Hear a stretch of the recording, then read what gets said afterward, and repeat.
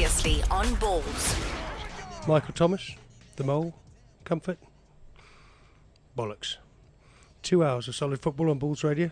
I'm Neal Collins. We're talking odds with Top Odds, our backers. In a minute, we're going to go through all the big games this weekend. I think that for South Africa, the Champions League semi-final first leg at Orlando against Esperance, the Tunisians, is the big game of the weekend. Obviously, Chiefs fans would differ with that, with the Telkom Cup kicking off over the weekend, the last 16 of the Telkom Cup. Got Brandon on the line from Top Odds. Brandon, every week, runs us through exactly who to bet on. Brandon, the Mole and I have just been saying that Manchester United and Manchester City both losing over the weekend, and then only a draw between them in Europe this week has made making odds on English football quite difficult for you guys, hasn't it? Brandon? We've lost Brandon. We're going to get back to Brandon in a minute. Brandon? And we'll discuss with Brandon what their chances are this weekend. David Moyes, we always said, didn't we, Molly, that David Moyes would take a while to bed in. Michael, remember, how long did Sir Alex Ferguson take? It took 3 years before he won something. That's right. He's under pressure then, obviously. So David Moyes needs a bit of a honeymoon period. Brandon? Yes, We're just saying how interesting it is, Brandon, at the moment. We're very good here. In the studio, I've got Michael Thomas, a former Arsenal and Liverpool player. I've got the Mole, former digger of molehills, and Comfort Kesel, Orlando Pirates fan. We're talking about Top Odds this weekend. We're talking about Manchester United and Manchester City recovering some ground, and David Moyes being given some kind of honeymoon period because he's taken over the huge shoes of Sir Alex Ferguson. And he's struggling, as I think Molly and I, we've always said that he would take a bit of time to bed in. Yeah, no, most definitely. I think, as I said before, Manchester United they're in limbo. They're not sure how to play. He's trying to put his stamp on this team, and it's going to take a while, to get out of the Ferguson swing of things. I mean, there are a lot of players there that were under Ferguson for a long, long time, so they need to adapt to a new way of thinking. I don't think they played very badly in the Champions League last night. I think they played fairly good football, and they were unlucky to concede. But yeah, to me they seem like a much better side when Rio Ferdinand's not in that back four, and I don't know why he persists in playing him. But yeah, maybe that's a good game to start off with this weekend. Have a look at Manchester United. They're taking on Sunderland. Yep. Sunderland side that's just lost their manager. Who's in charge there at the moment? They haven't appointed anyone. Kevin Ball. Kevin Ball, there's a player with Kevin Ball. Yeah, Michael just confirming that Kevin Ball is caretaker manager there at the moment. There's been a lot of talk about Roberto Di Matteo and Gus Poyet, hasn't there, taking over at Sunderland. Of course, Sunderland sponsored and with Bidvest on their shirts, the South African company, a club that we have some interest in, given their links with Bidvest Wits in this country. Sunderland managerless, Man United, I thought, they did very well in the Champions League this week, given that they're a mid-table Premier League club now. 12th place for Man United. Down there with Swansea, Norwich, Stoke, Newcastle. Yeah, Man United and Stoke, 7 points each after 6 games. I never thought I'd be able to say that. I quite enjoyed saying that. Sorry, guys. Michael, you played for Liverpool, Michael Thomas. How do you feel about Man United generally? I'm pleased at the moment they're down the bottom, but I tell you what, cream always rise to the top. They'll come back up stronger, in the second half of the season. Definitely, I think. Just run us through the odds on that Sunderland-Man United game, please, Brandon. I'm struggling to hear Neil. Okay, sorry, you're struggling to hear. I wonder what the odds are on Man United not to beat Sunderland under the control of caretaker manager Kevin Ball. Paolo Di Canio, thrust out of the side amid allegations of huge arguments with some of the senior pros at Sunderland. I just wonder what the odds are on Man United not winning at Sunderland over the weekend. It's the 5:30 kickoff on Saturday, 6:30 in South Africa. Massive game, and of course Sunderland rock bottom.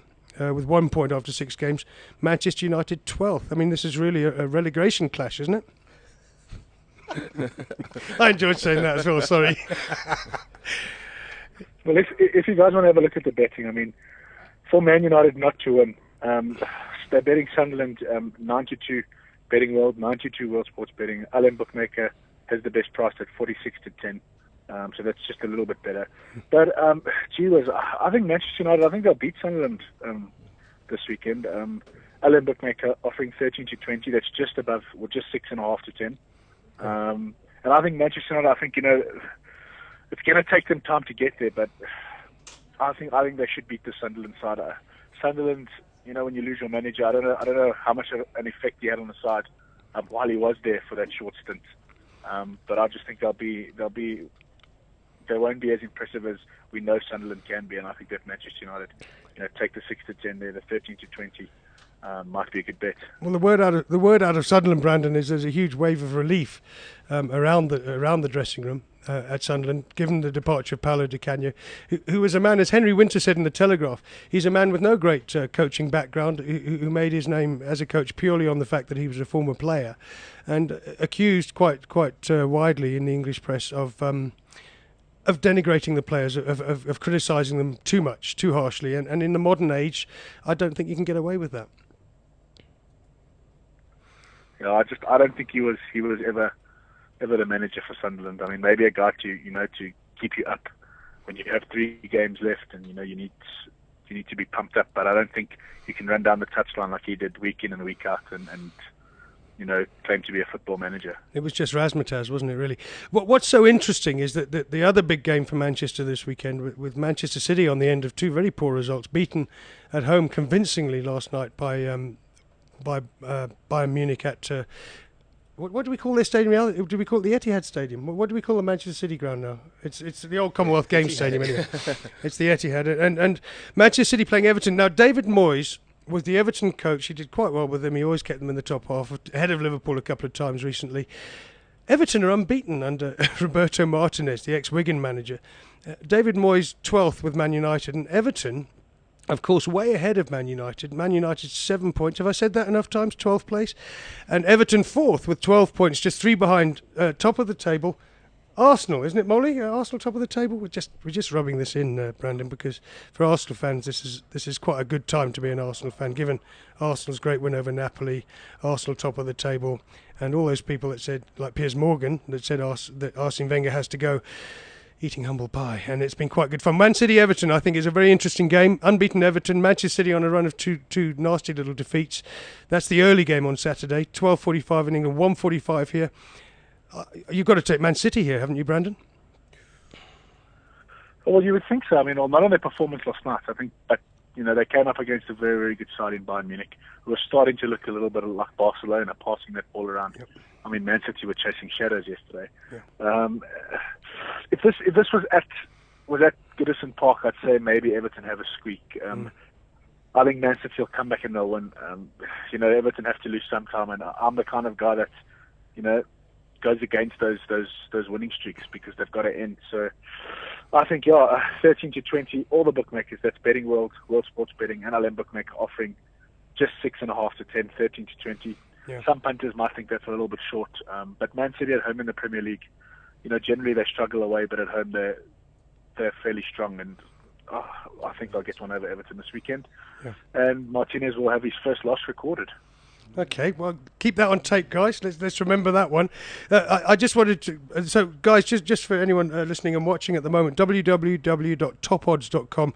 You go into the site, you go down the left-hand menu, you pick your sport, you pick your competition, and you can click and bet on any of these games. There's 2 very interesting games on Sunday for me.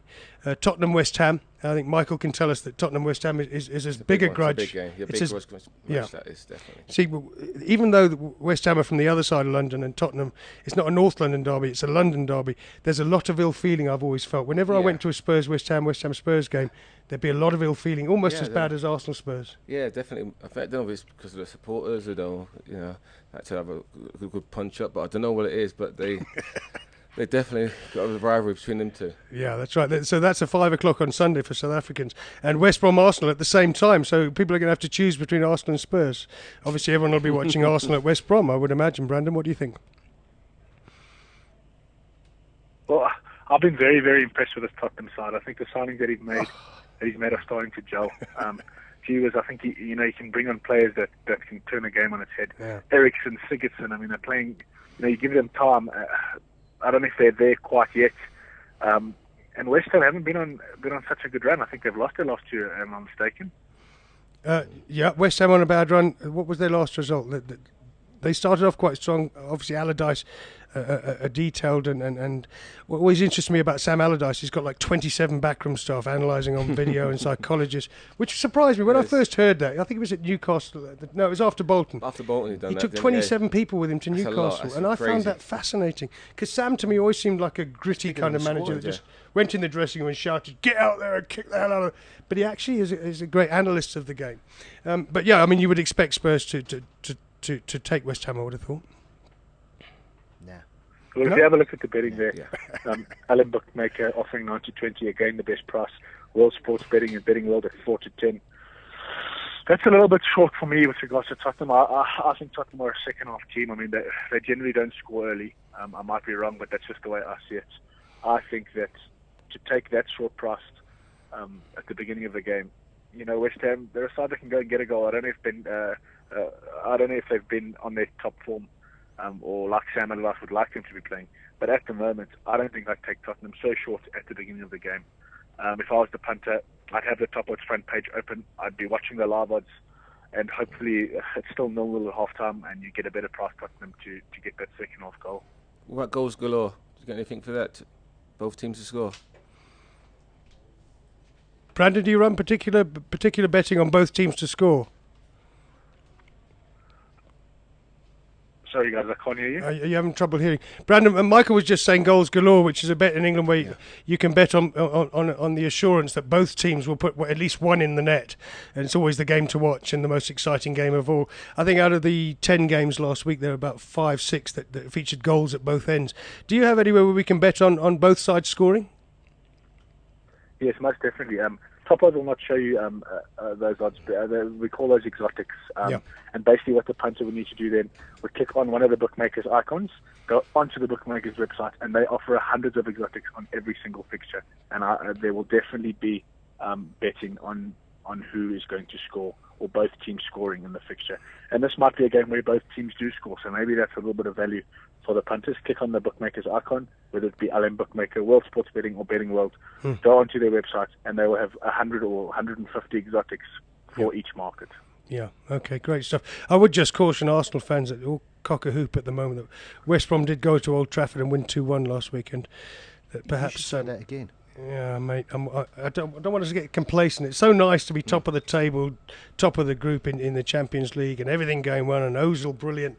But let's remember, things can turn around. And as Michael said so accurately earlier, cream does rise to the top. Man United won't be 12th forever. I am just taking this brief opportunity to rub it into Man United fans, because they've been doing it to us for some time. I mean, when was the last time Man United finished outside the top two? Isn't it something like 12 years since they were outside the top two? Yeah, well, I know Arsenal have always been the top four, but Man United are that much better. And let's also have some thought for David Moyes. What a tough job it is. Brandon, do you mind if we move to the Telcom Cup just briefly? We just need to run through that for local fans. You've also got odds on Pirates and Esperance, which is the massive game in South Africa. Is there any game you'd pick out of the Telcom Cup? Brandon's struggling to hear me, aren't you, Brandon? No. I'm not sure why. We've got Swallows and Amatux, which to me is the most attractive game. That's on Saturday night at 20:15, but they're playing at the same time as Polokwane City and Chiefs. Another fascinating game. Polokwane managerless. Duncan Lachaba fired 2 weeks ago. No appointment that I've heard of yet being made there.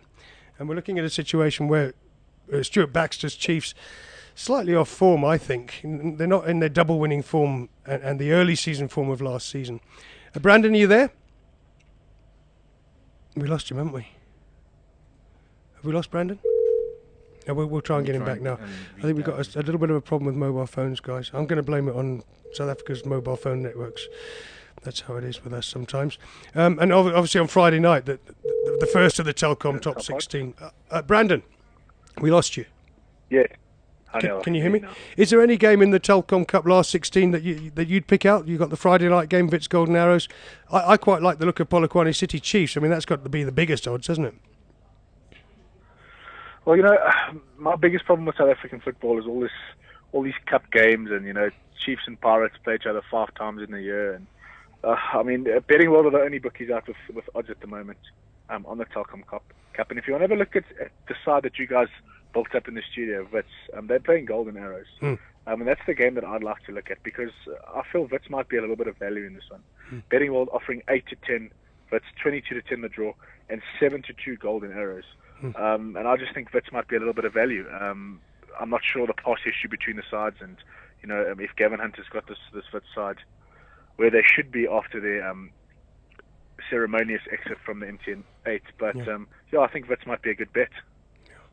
Mate, the way Wits went out of the MTN 8 to Platinum Stars, home and away defeats, was absolutely shocking, and I know that Gavin's not very happy about it, and he has to prove, I think this will be his first game since that, and he has to prove against what you would call a mediocre side in South African terms, Lamontville Golden Arrows, at home against them, Friday night, 7 o'clock kickoff. You'd have to back Wits to win, surely. Well, most definitely. I think Wits will win that one. Another game that interests me in the Telkom Cup this weekend is Platinum Stars against Maritzburg. Now, I know the Platinum Stars had their cup run, they got to the final and they won it, and all the hoo-ha, but I think it took a lot out of them and that squad. And I'm not sure how good Maritzburg United are when it comes to cup football. I went to school with a guy called Michael Morton. I think he's their captain. So bit of Parktonian spirit in there, and hope that I'll be taking the 7-2 Maritzburg United, and hoping that Platinum Stars are a little bit tired and they've had their victory and they know what it's like to win, and hopefully Maritzburg can put one over them. That's right. I mean, I spoke to Alan Fries yesterday. We tried to get him up earlier, and Alan Fries was saying it's hard to bring the players down after winning the MTN 8 over Orlando Pirates in a penalty shootout. You now go into to another cup against a side like Maritzburg, notoriously troublesome. They're always upsetting people. At least it's not at the Harry Gwala. It's out at the Bafokeng Royal Sports Palace, and we are looking at a situation where Platinum Stars, off the back of a sensational MTN 8 victory, might find Maritzburg in a better and more competitive mood than them. That could be an interesting one to back an upset on. Yeah, most definitely. Betting World offering 7-2. Yep. The other bookmakers will come out, I'm sure, during the course of the day. A game that I'd like to look at as well is the Pirates game. They're playing Black Aces. They're playing, I think it's on Monday. Is Monday the 8th? I've got that on Tuesday the 8th at 7:30. They've had to move that because of their now Champions they've got League, a Champions League tie on Saturday against Esperance.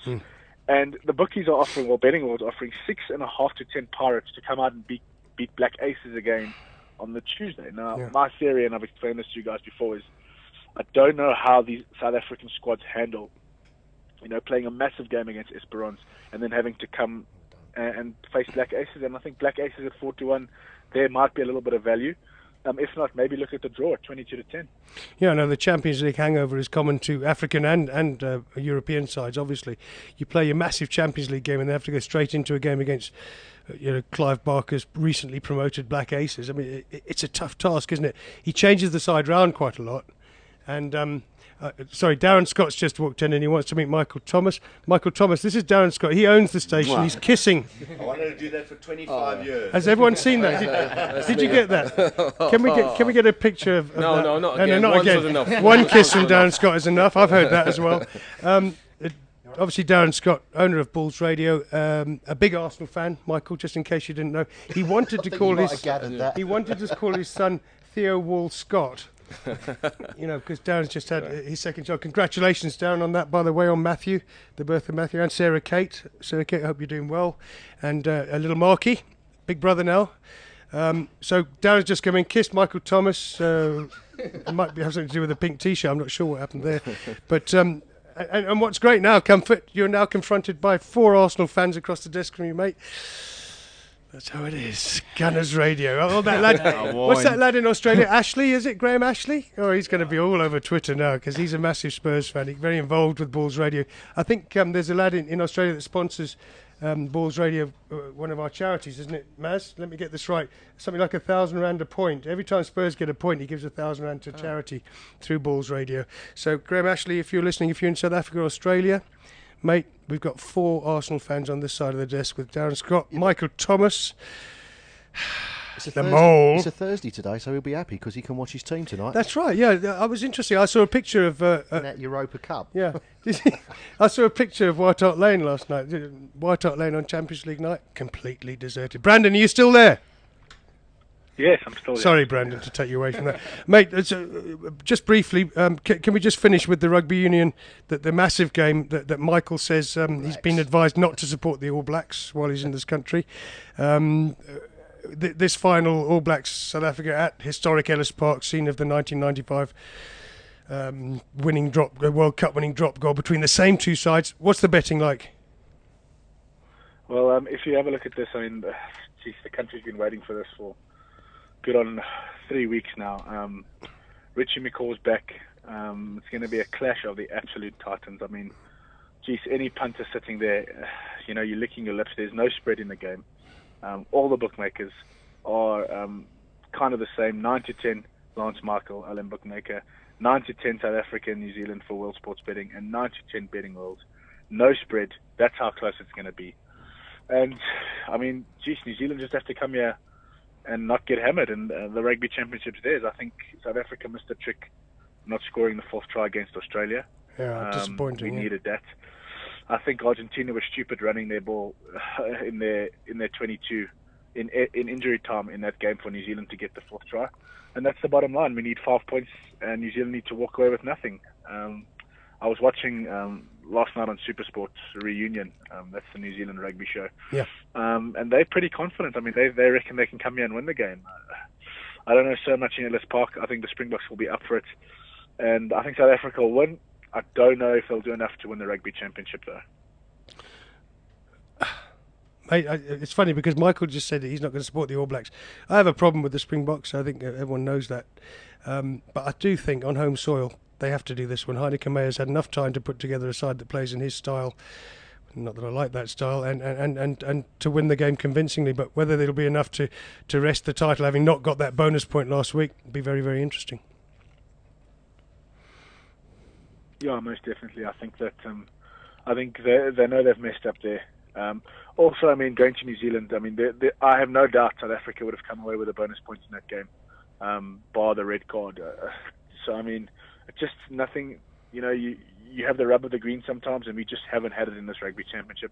Funny, New Zealand, it always seems to fall their way. But I think whatever happens, New Zealand's going to know they were in a test match on Saturday. And they might fly 20 guys over and only fly 15 guys back. Yeah, it's going to be an absolute slaughterhouse. I think Bismarck can't wait to get his hands on them. And I think South Africa will win the game. I don't know by how many. I hope they get the whole 5 points, and I think the whole of South Africa will be hoping the same. Yeah, if someone could just say to Bismarck, if you're on a yellow card, mate, try not to hit anyone with your elbow. That would be my advice to Bismarck du Plessis. But what do I know? I'm a football man, aren't I? There we are. Most definitely. Brandon, I'm not going to... I don't know, and the Arsenal supporters, they love the referee to show yellow cards when their players dance around tough defenders. But yeah, you never know. It's an interesting game. It's an interesting weekend. There's a lot of sports. If you guys want to touch quickly on the President's Cup, the golf that starts today, full of South Africans. It should have been South Africa versus America. I saw that, I don't know why they include Adam Scott and a couple of other guys. Are there any Englishmen involved? No, mate. The one thing that they do ensure with the President's Cup is that there's no Englishman, no Northern Irishman, and no Scotsman involved at all, or even Welshman. It's just your America versus the rest of the world apart from Europe, isn't it? Is that how it works? I think you can be from Fiji and play in it. I think you can be from South Africa, Australia, New Zealand. That's how it works. And I've seen that quite a bit of growing interest in that. It's not quite at the levels of the Ryder Cup yet, but it's certainly of interest to South Africans, isn't it? Definitely. Well, the reason why, I mean, as punters, you get, so interested in this is that you're looking here at, it's the top 20 golfers in the world, bar a few of them, a few picks. And, I mean, they're offering 22-10 for the internationals to pull one over the USA. Now, they haven't beaten the USA in years. So that might be a little bit of value this weekend. For the South African boys to pull one over Paul Mickelson and Tiger Woods and their cronies. It is in the USA. That's the only thing this year. They tend to be very, very strong there. But yeah, keep your eye on the golf. The in-running betting will be on top odds in the front on the front page, along with all the other sports. And yeah, maybe if a couple of the good things are too short this weekend, wait for the games to kick off and you'll get better odds in running. Great stuff, Brandon. As always, great to talk to you. That's our backers, Top Odds. Brandon running us through the big bets this weekend, and Wouldn't it be interesting if we came back next week and found that Man United and Man City had lost again? That would be quite interesting. Thanks, Brandon. Thanks as always. Thanks a lot, guys. Cheers. Have a good day. Great stuff. Cheers. This is Bulls Visual Radio.